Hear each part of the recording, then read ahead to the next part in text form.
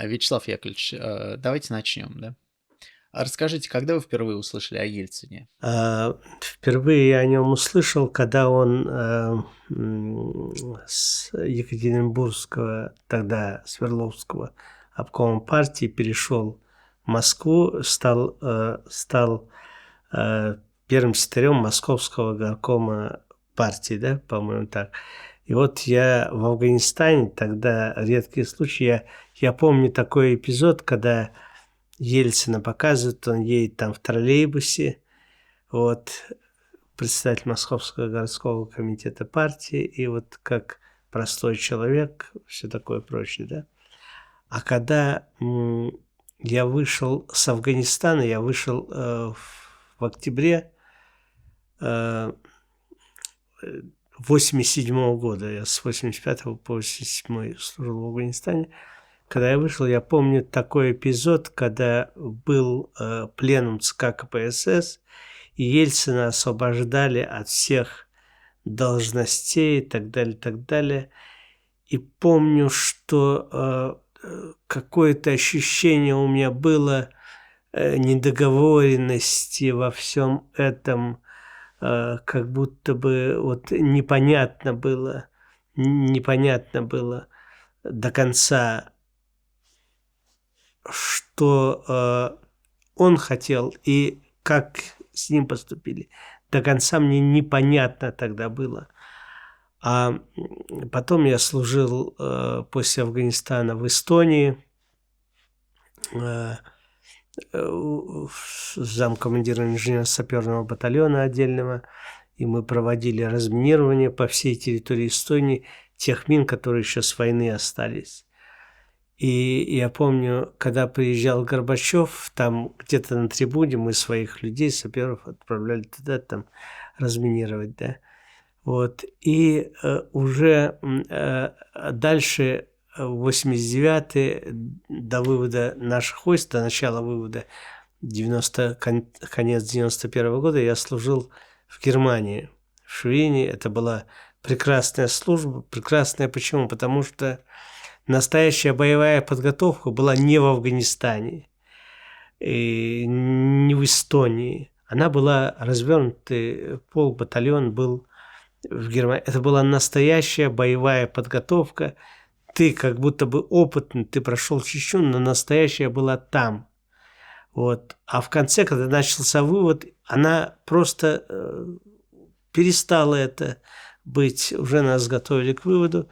Вот. И я помню, когда Ельцин баллотировался в президенты России, вот мы тогда были в Германии. Я уже не помню, кому нас приписали и так далее, но я лично за него не голосовал, по-моему, да, потому что помню та атмосфера, которая была в Германии, ну, во-первых, это начало 90-х годов, 90-91 год, да, и мы получали более 1000 западных марок.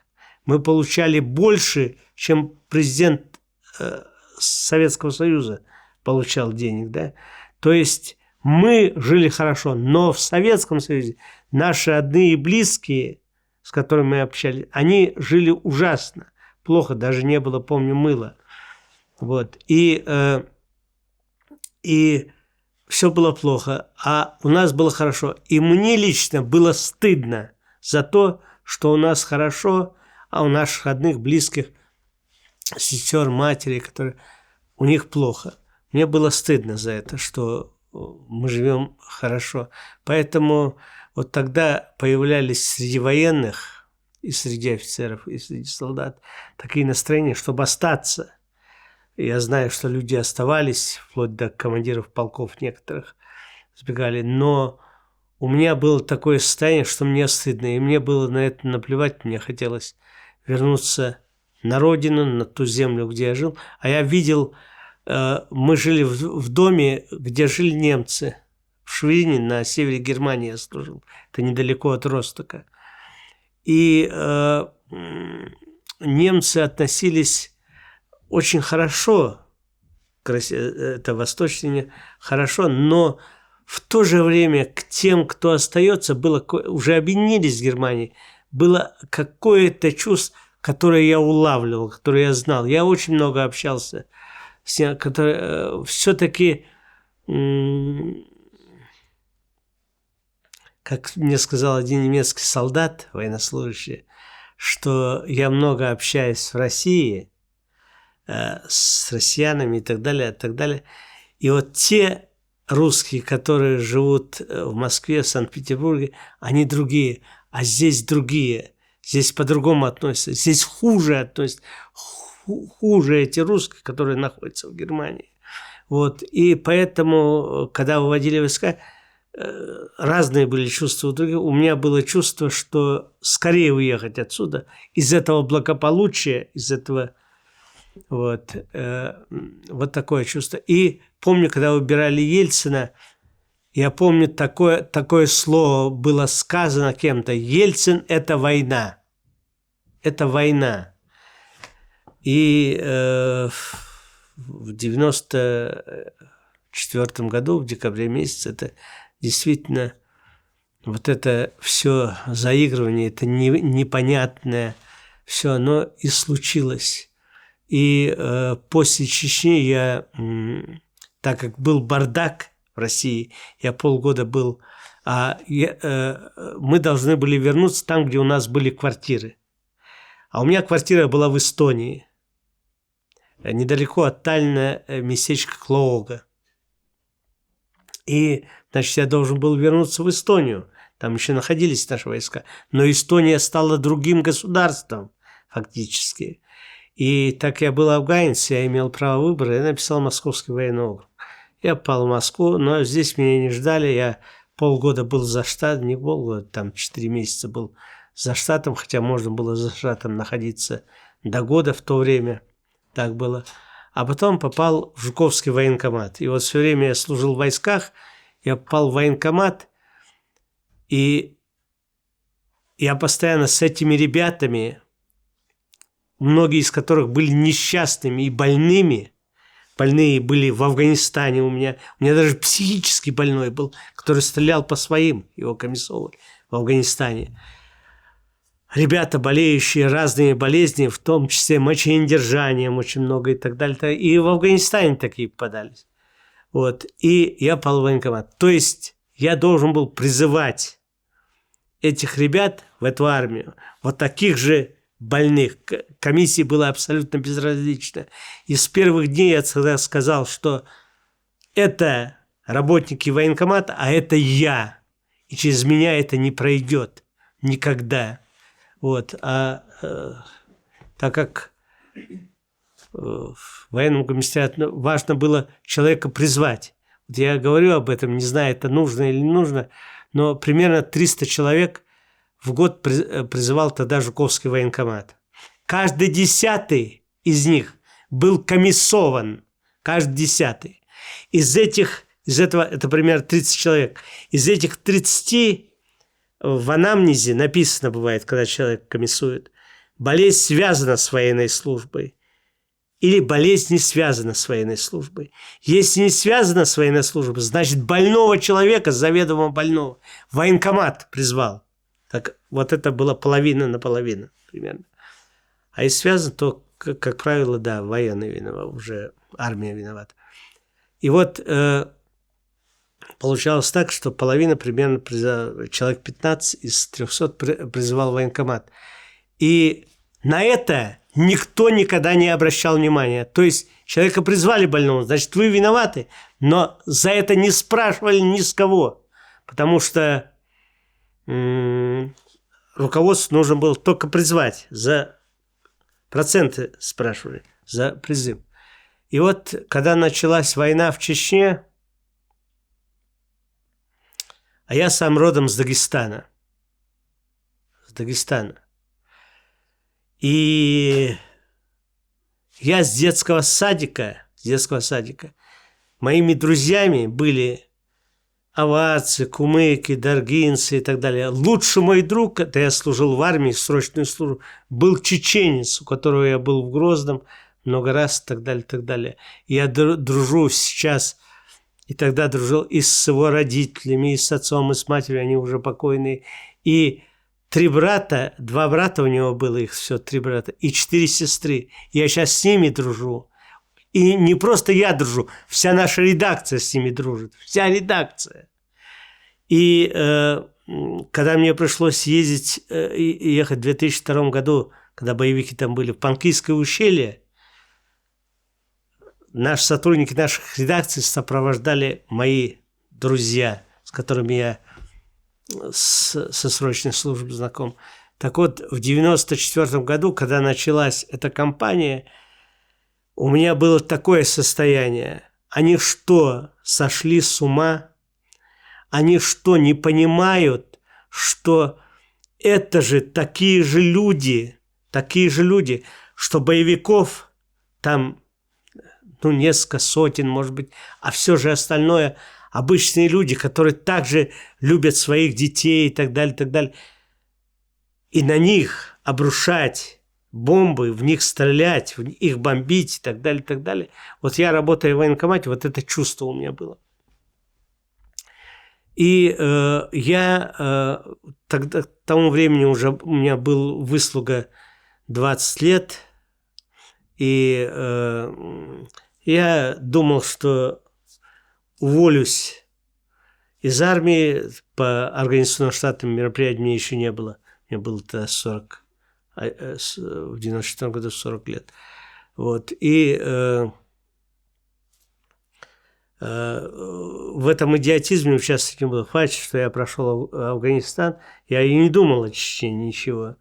Вот. Но в первом же бою в Чечне, 1 января, вот это штурм Грозного, 1 января 1995 года, с 31 на 1, погиб мой призывник Павел Галенко. Мальчик, которого я знал, и каждого призывника знал всех абсолютно, всех родственников, братьев, маму и так далее, и так далее. И он погиб.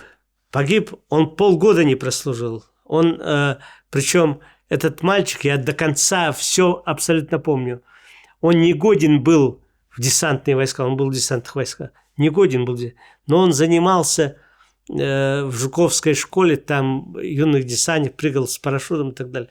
А по состоянию здоровья он не годен был в десантные войска, он был годен. И я на комиссии областной уже в железнодорожном объяснял, что вот так и так он хочет, и так далее, и так далее. Его призвали в мае 1994 года, а 1 января, через полгода, он погиб в Чечне. И я сказал тогда, что я этим преступлением больше не занимаюсь, потому что, как бы я ни относился к этому, все эти люди проходят через мои руки, я их призываю в армию. Я такой же преступник, как все остальные. Я этим больше не занимаюсь.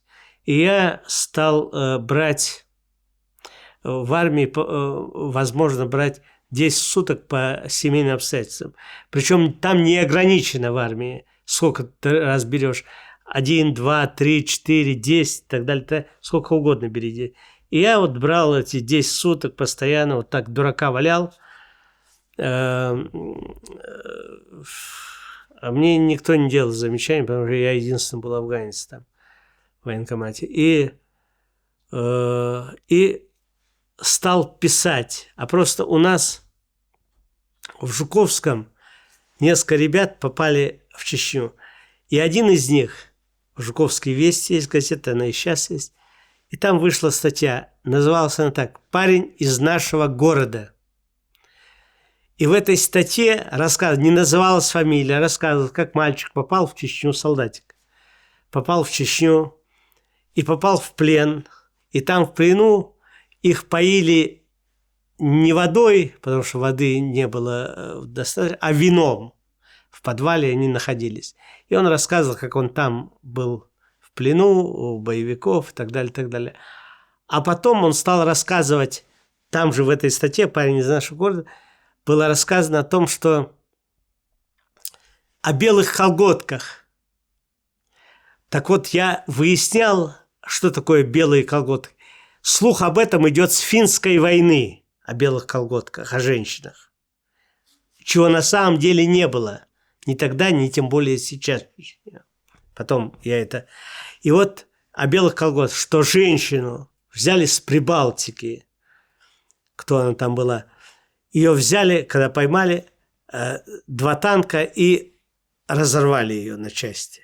Вот такое было в этой статье. И вот тогда фамилии не было, редакция не говорила. И я тогда, я же служил в военкомате, я вычислил, кто этот мальчик. Нашел его, вызвал в военкомат. И что оказалось? Оказалось, что он комиссован, что он никогда не был в Чечне и был комиссован Владикавказским госпиталем по психическому заболеванию. И все это он придумал, он рассказал. А его родители там где-то на севере были, и он жил с бабушкой. И у нее не было даже военного билета. Вот я помог ему сделать военный билет. Все. И я написал тогда статью, в которой не называл его фамилию, но рассказал о том, что это за вот, миф о том, который создается о Чечне. И закончил эту статью так. В статье парень из нашего города было написано, что на прикладе винтовки снайперской, которая это белые колготки, значит, имела, у нее были крестики и там квадратики. Крестики, звездочки и квадратики, что ли. Так, звездочки – это убитые офицеры, а квадратики – это убитые ею солдаты. И я написал тогда, что я бы, если бы это допустил в своей части, то я предпочел быть звездочкой на прикладе этой винтовки, чем допустить это. Вот. И после того, как этот материал... А на меня смотрите, пожалуйста. Да, после того, как этот материал вышел, я в очередной раз 10 суток гулял свои. Вот. На меня именно тогда вышла «Новая газета» в 95 году. То есть мой контакт с «Новой газетой» с 95 года, так я стал впоследствии военным образованием. Вячеслав Яковлевич, а расскажите, пожалуйста, что происходило в Чечне в первые 2 года? Да, во-первых, как я попал туда? Я же не собирался и не хотел. А просто, когда вышла моя статья, меня вызвали в областной военкомат, военком, генерал, и стал говорить. Тогда демократично говорили. При Ельцине, 95 год, шла война в Чечне, но разговаривали с офицерами демократично. Примерно так со мной говорили. Значит, почему же ты написал эту статью? Не хочешь заниматься призывом, давай занимайся моб-работой в военкомате. Не хочешь моб-работой заниматься в военкомате вообще, давай займись бизнесом, уйди в бизнес и так далее. Вот так со мной. И когда со мной меня так стали ставить на место, вот я сказал, что отправьте меня туда, куда отправляете моих солдат. Сразу за это зацепились, и меня тут же отправили в Чечню. Вот. Я стал офицером 205-й бригады, которая там находилась, и офицером управления был 205-й бригады, и должен... Творилось, об этом мало кто знает, говорят о подвигах, все такое прочее, но мне до подвигов дела не было. Мне не было дела и до чеченцев, до боевиков.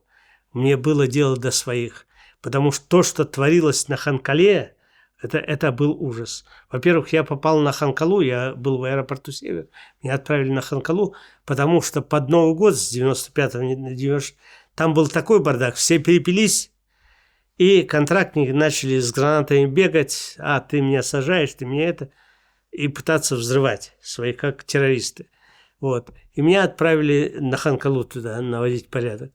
И это был ужас, потому что на Ханкалу-то, допустим, мотострелки, внутренние войска там находятся, десантные войска, еще кто-то. И по очереди они заступают наряд по Ханкале. То есть патруль проходит туда. И вот патруль чем занимается? Если заступили мотострелки, они ловят внутренние войска и десантников, но не ловят своих. Если заступают десантники, то они ловят всех остальных, кроме десантников. Если заступают внутренние войска, то же самое, кроме своих, других. И доходило до боевиков, им еще надо дойти, если их возьмут туда. Вот. А здесь свои, враги свои. И доходило до убийства своих. Просто убивали. Заступили десантники, убили 3 военнослужащих. Ну, их списали на чеченцев, на боевиков. То есть это был ужас. И я подумал, куда я попал? Я все время служил в армии. Я армию не узнал. Я в этой армии был в Афганистане. Это был ужас, то, что творилось. Ужас был не только среди солдат, среди офицеров. Если в Афганистане было такое, что если какое-то плохое отношение к местному населению и так далее, то за это спрашивали, за это наказывали и так далее. В Чечне это исходило от самих генералов. Я увидел весь этот ужас. И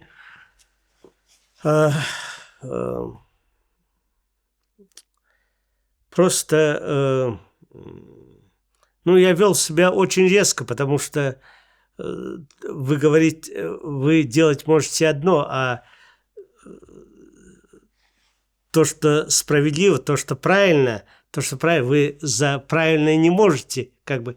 И вот я это говорил в глаза всем и так далее. Надо сказать, мне повезло с тем, что Тихомиров, командующий группировкой войск в Чечне, который впоследствии стал из Министерства обороны, перешел во внутренние войска и стал главнокомандующим внутренними войсками впоследствии, он был порядочным человеком, Он генерал армии, и впоследствии тогда он был генерал-лейтенантом. И он ко мне очень хорошо относился. Все остальные генералы, почти все, включая Шаманова, относились ко мне не просто плохо. Это было отношение такое, что мы натравим на тебя людей, которые тебя убьют. Вот такое-то. И только Тихомиров из всех... Простите, пожалуйста. Да. И вот и приказом Тихомирова я был придан группе комиссии при президенте России Ельцине, которая занималась освобождением заложников. В комиссию входили депутаты Госдумы, в комиссию входили административные работники президента, а при комиссии была рабочая группа. В рабочую группу входили офицеры ФСБ, погранвойск, МВД и Министерства обороны. Вся эта рабочая группа была отдана указом Ельцина. И меня прикомандировали к этой группе. То есть они все были отданы приказом, я не был отдан. Поэтому меня прикомандировали. Увидев то отношение ко мне людей и местных людей и так далее, и в период боевых действий мне говорили офицеры ФСБ, не могли бы вы к боевикам пойти, наши трупы забрать и так далее. Я ездил туда с белым флагом, и меня узнавали, меня не стреляли. А можете вы, собровцы попали в окружение. Я ездил на БТРе туда, и без головного убора, и меня узнавали, и не стреляли. И именно поэтому я был придан этой комиссии. Мне не говорили, мы этого обменяем на этого и так далее. Ты работай сам, чем можешь. И я работал так. Вот так у меня связано с Ельцином. А те экспонаты, которые были переданы в музей, мне сейчас напомнили, это миноискатель. Какова его судьба? Как он относится к этому? Миноискатель мне подарила фирма, уже когда я журналистом работал в «Новой газете», это было в 98 году, по-моему, или в 99-м. И на этот миноискатель я обменял человека, одного человека.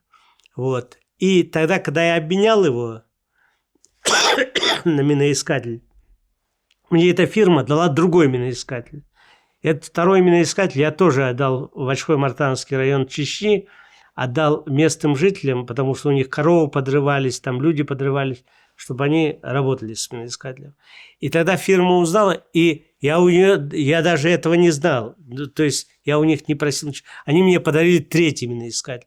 И вот третий миноискатель я отдал в музей Ельцина. Он стоял у главного редактора в кабинете. И еще в «Новой газете» висит, ну, там разные атрибутика, вот, и форма солдатская. И написано, значит, майор Измайлов обменял на один комплект этой формы несколько военнослужащих. На самом деле за 15 комплектов подобной формы, включая ботинки, включая зимнюю одежду солдатскую, я вытащил одного военнослужащего на самом деле. Вот, это был рядовой Химичев, по-моему, фамилия была, из Воронежской области.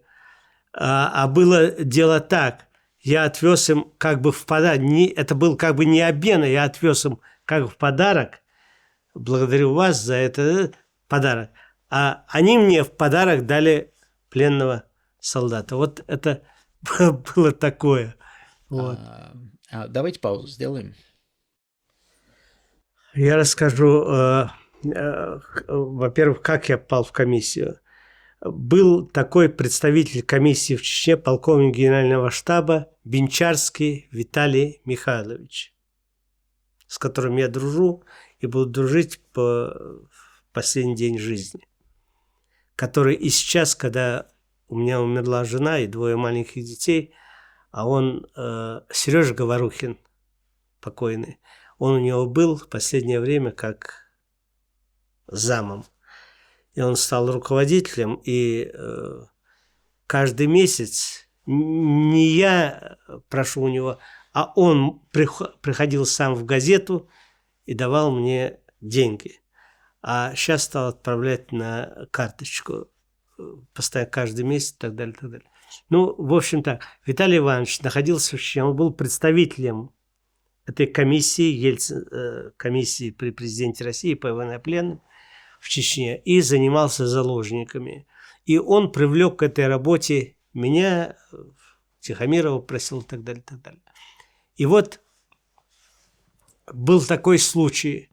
Это было в январе 96-го года. Шли переговоры и так далее, так далее.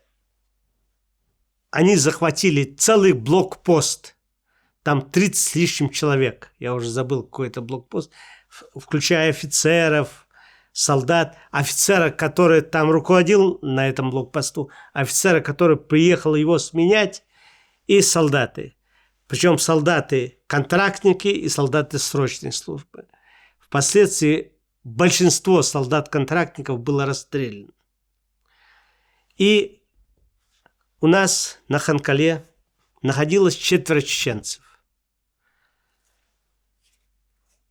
Абсолютно никто из них, как я считаю, тогда считал и сейчас, не только я и Виталий Иванович, не был связан с боевиками. Это были просто чеченцы, случайные. У одного из них было 4 детей. А один был боевик, из них был боевик действительно. И вот договоренность была такая в Шатойском районе Чечни. Обмена. Руководил обменом Виталий Иванович. Присутствовали все матери с блокпоста этого, матери этих солдат, офицеров. За одного этого боевика они давали 4 российских военнослужащих. И вот этот обмен. Я не присутствовал при этом обмене. При этом обмене был Виталий Иванович. И отдают солдат российских. Все в спортивной одежде, в спортивной форме. Там пытали, издевались над ними или нет, я не знаю. Но все они выглядели очень хорошо. замечательно. И мы отдаем избитого до полусмерти боевика, действительно боевика, который у них через час умер.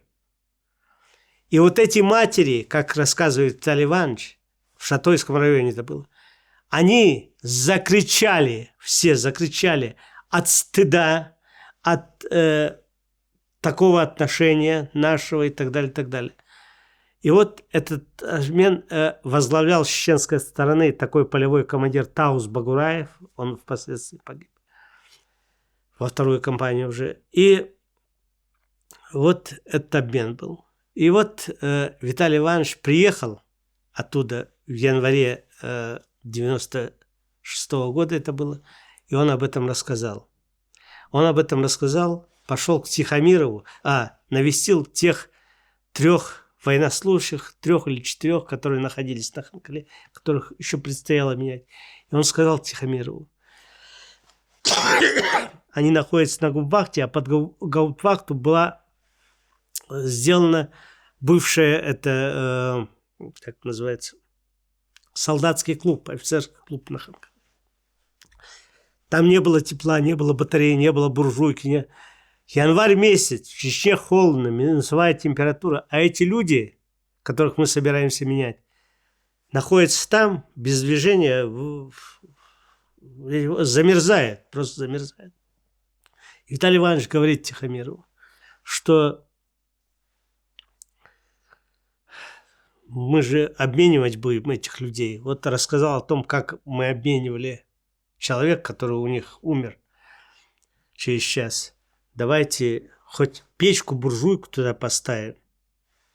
Это человек, который 30 с лишним лет отдал армии, прошел все, Германии, он был командиром, замкомандира полка и так далее, и так далее.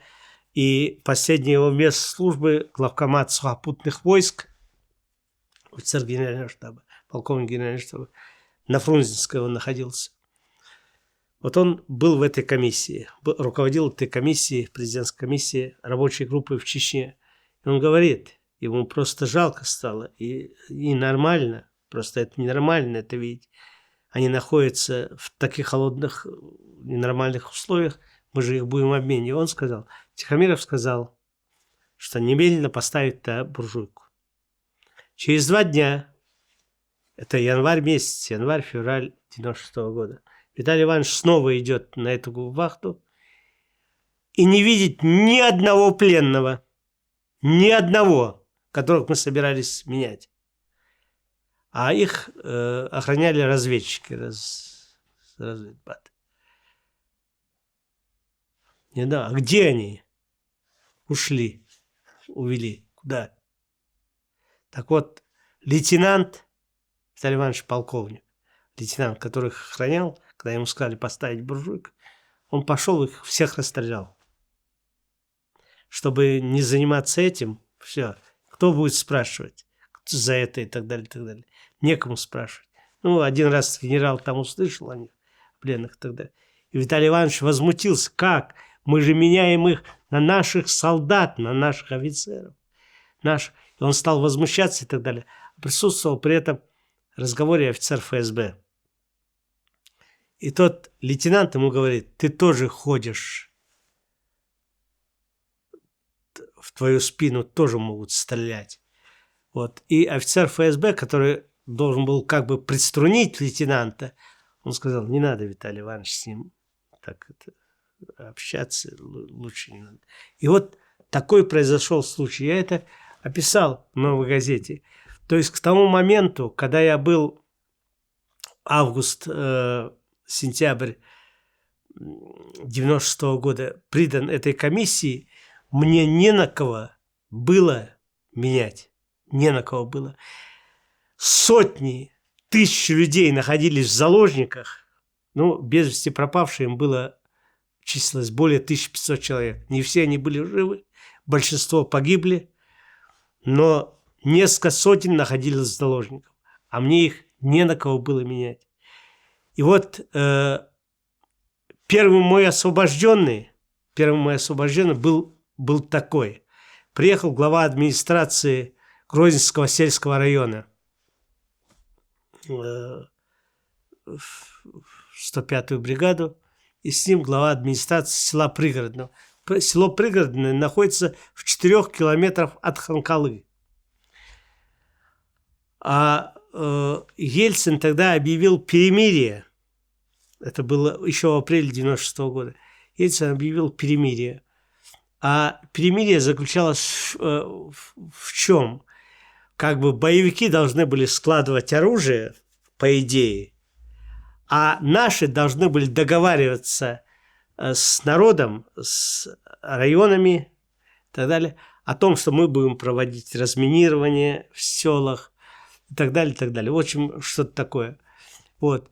И вот договорились, командование бригады отвечало за Грозненский сельский район, командование ездило и договаривалось, как бы подписывало с ними. И вот подписали 1 апреля с селом Пригородным, а 4 апреля их обстреляли реактивными снарядами «Ураган». И они возмутились, выгнали главу администрации и так далее. Иди, мы только с солдатами подписали это с начальством, они нас обстреляли. Но, слава богу, никто не погиб тогда в селе. Одна девочка была 18-летняя ранена и побила скот. И вот их отправили в бригаду. А в бригаде раз стали бегать. Что говорит? Он говорит, пришлите офицера, который будет с народом говорить. Вот. И ФСБшник меня увидел, говорит, а вот ты пойдешь, и мне придали еще БТР для убедительности и взвод солдат. И вот когда мы подъехали к этому селу, а я сел не на БТР, а сел на «Жигули» вместе с этими главой администрации района и села. И с ними говорил, что, как там, что происходит. Вот. И когда подъехали, я сказал БТРу остаться на подступах к селу. И сам пошел с этими... У меня была кобура и пистолет. Сам пошел с главой администрации. Пришел в село. Там в центре села стоят люди. В основном женщины, дети и так далее, старики. Мужчин нет почти. И они все возмущаются, кричат. Вот. Я посмотрел, какой снаряд упал, осколки от снаряда. Вот такой-то. Сразу определил, что ураган. От урагана.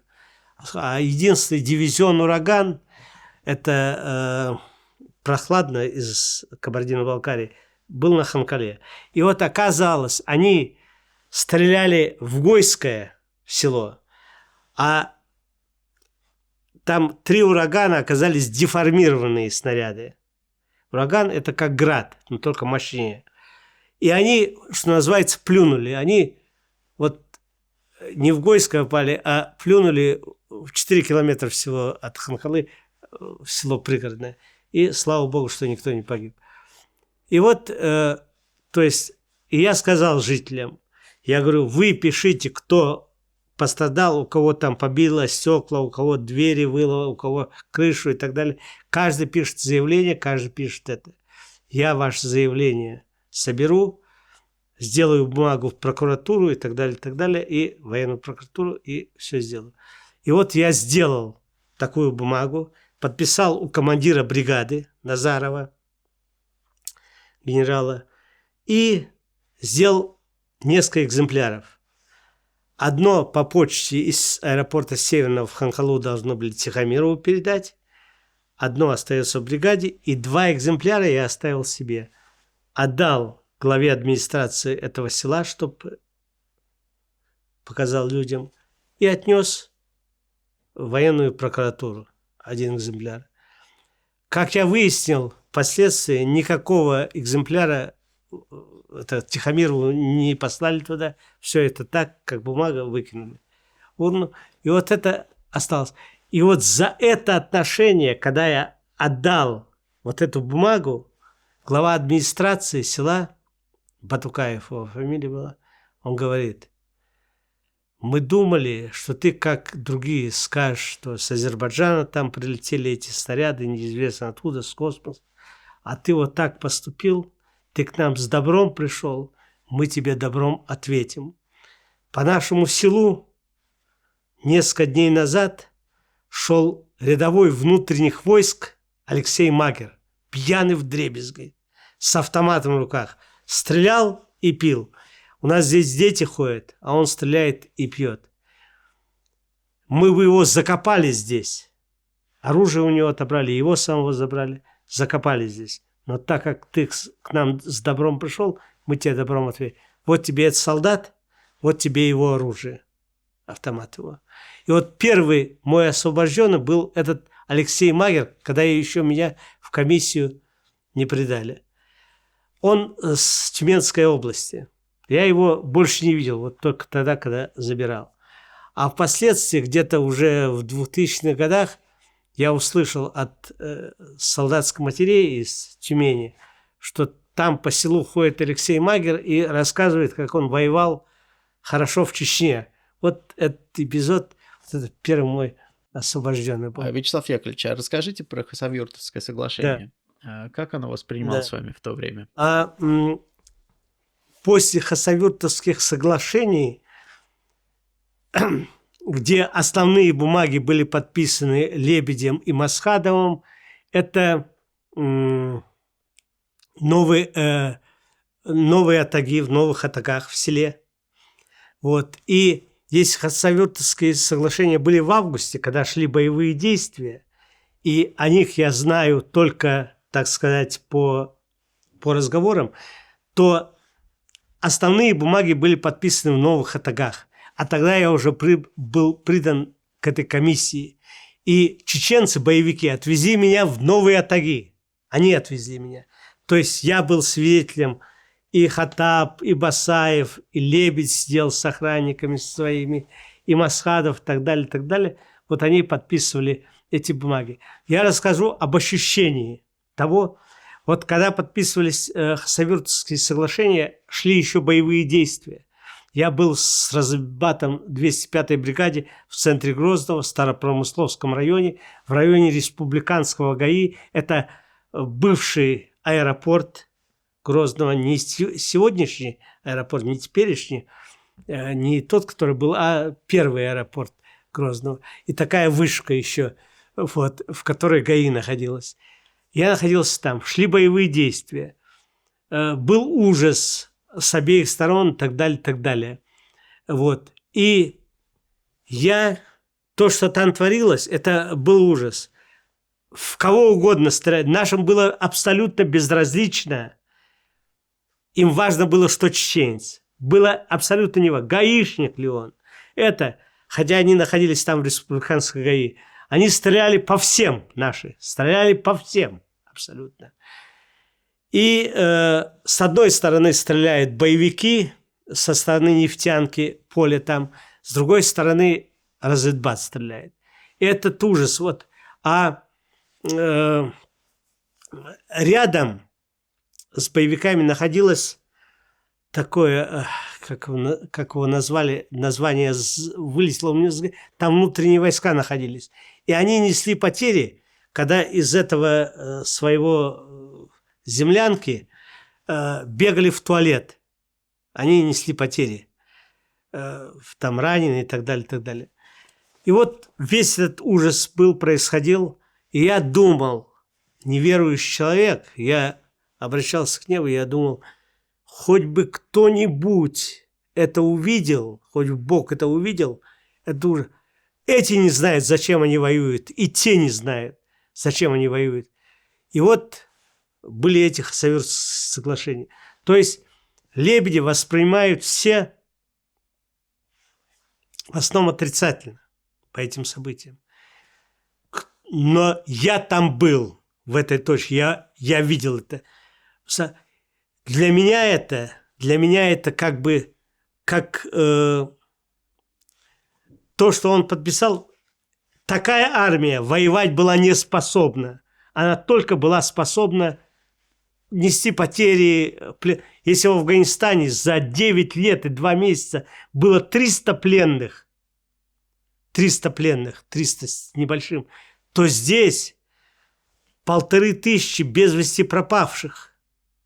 Если там 300 за 9 лет, здесь за 1,5 года 1500 без вести пропавших. И вот этот бардак продолжался, который я наблюдал. И вот слава Богу, что тогда худой мир, плохой и так далее, боевики пришли, которые тоже несли вражду, плохое и так далее. Но слава Богу, что это был мир, потому что такая армия воевать не могла. Я, бывший внутри этой армии, вот все это чувствовал. И поэтому те переговоры Лебедя я воспринимал как данные сверху. И еще об одном эпизоде расскажу. Во-первых, Лебедя люди были там, они находились, а со мной они в очень хороших отношениях были. Вот. И я помню, когда это перемирие произошло,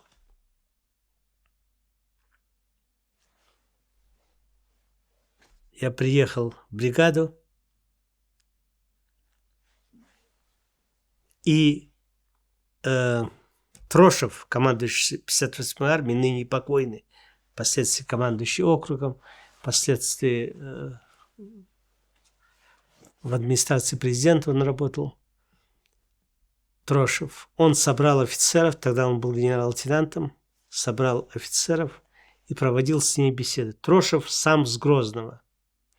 И он рассказывал о том, что,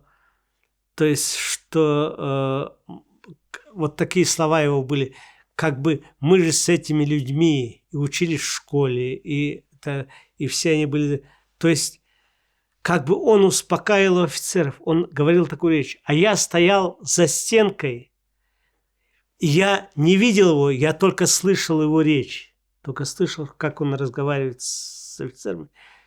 И мне было это радостно. То есть это исходило от Лебедя, а так воспринимал все командующий 58-й армией, впоследствии командующий округом Северокавказским. То есть мне эти настроения нравились. Я считал, что это правильно. Человек, который провоевал, собственно говоря, всю эту войну, и первую, впоследствии и вторую тоже, он говорил вот такие слова. Поэтому я воспринимаю эти... Сейчас по-разному я говорю о том, что вот мир, вернее, мы бы давно бы с ними справились, и так далее, и так далее. Но я видел только бардак и видел, что позиция Лебедя была очень такая, очень правильная. Военный человек, который навел порядок в Приднестровье и так далее, он все это так воспринимал. Вот. А я прошу прощения, нужно заменить карточку. Идет, начали. Можно.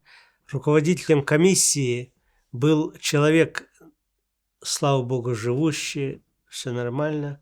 Директор Института военной истории, генерал-майор, он, по-моему, остался генерал-майором, тогда был Золотарев. Он был руководителем этой комиссии при президенте России. Вот. И офицеры там были разные. Ко мне все относились, внутри, может быть, некоторые относились с каким-то предубеждением, но внешне ко мне относились все хорошо. А Виталий Иванович Бенчарский – это как брат мне. А Вячеслав Пилипенко, он сейчас начальник контрольного управления у Хлопонина, вот, тоже полковник. Это тоже человек, которому я постоянно перезваниваюсь. И последний мой выезд в Чечню в июле 2 года назад был связан именно с ним по поводу того погибшего, который там, Владимир Яцина, корреспондент Тартас. Его останки даже не собрали, а родственники хотели хоть землю с места взять. Я с его братом поехал. Вот поездку организовал Вячеслав Пилипенко. Он тоже член этой комиссии. Причем, если кто-то из комиссии большинство освободил Слава Пилипенко. Именно он.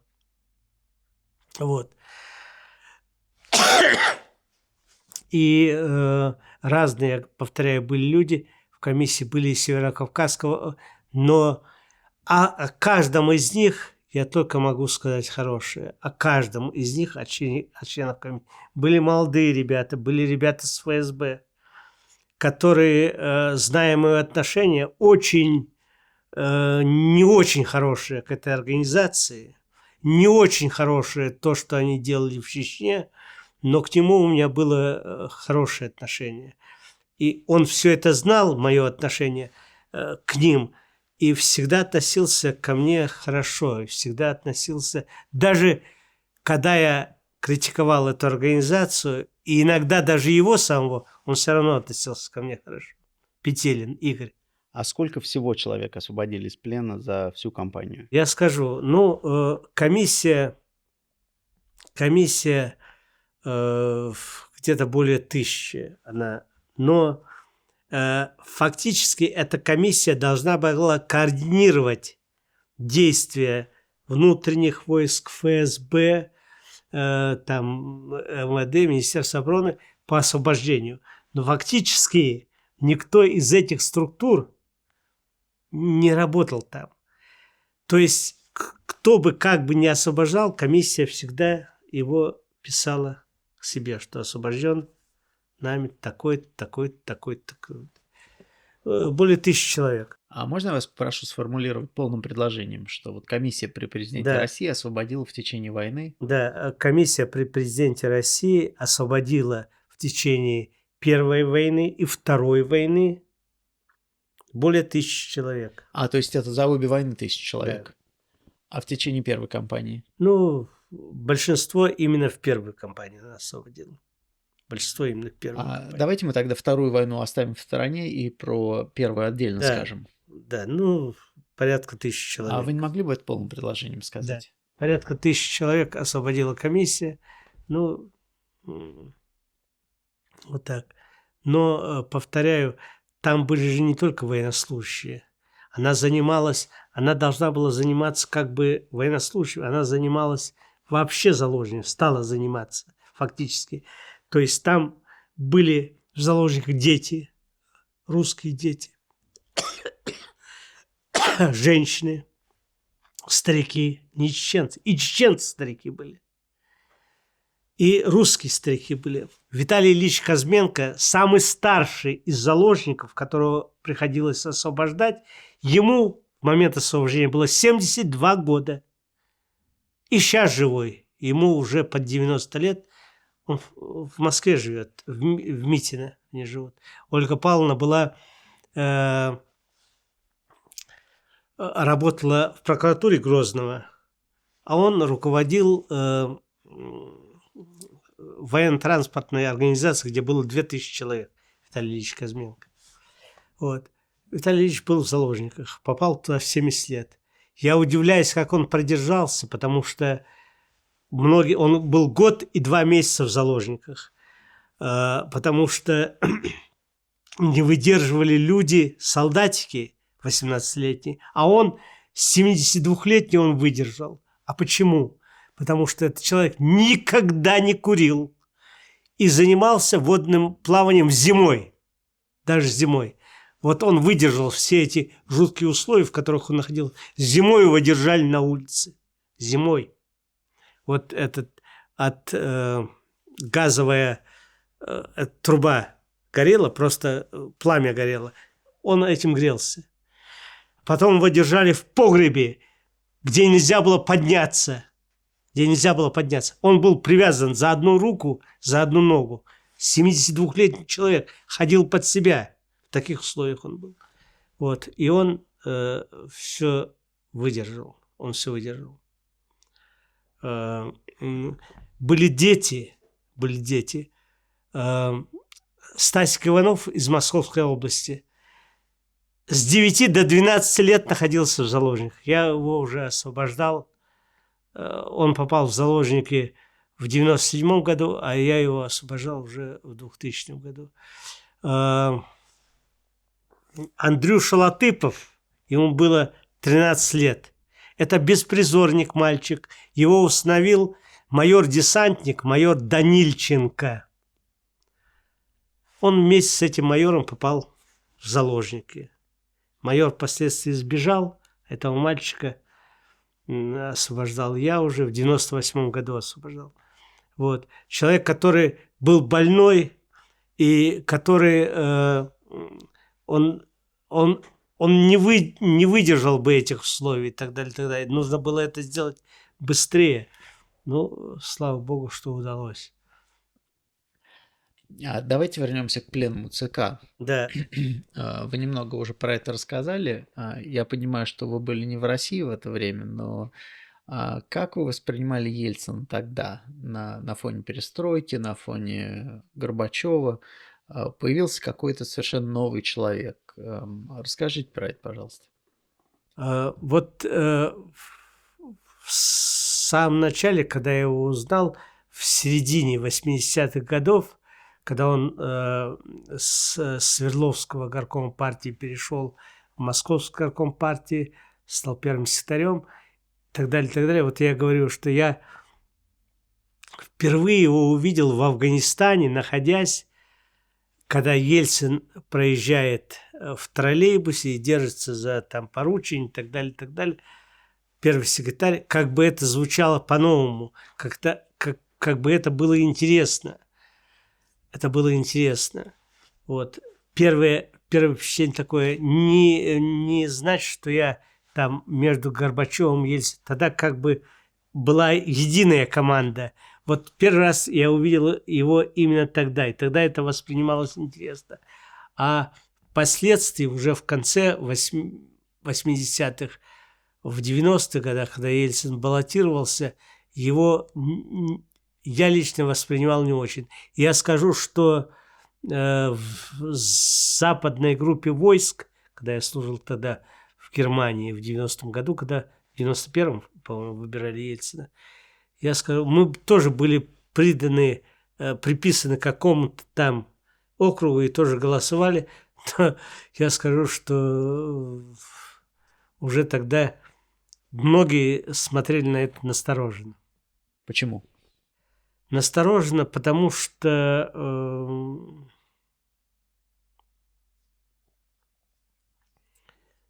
там смотрели на это настороженно. Там немножко другое было отношение к Ельцину. Вот в то время смотрели на это настороженно. Это в 90-91 году. Вот. Сейчас я даже затрудняюсь сказать, что... Но я помню такую фразу, что Ельцин, не знаю от кого, не помню от кого она исходила, Ельцин – это война. Вот эту фразу тогда было сказано. Тогда было сказано. Война против кого в 90-м году? Просто было сказано война. Просто было сказано война. Не знаю против кого. Вот.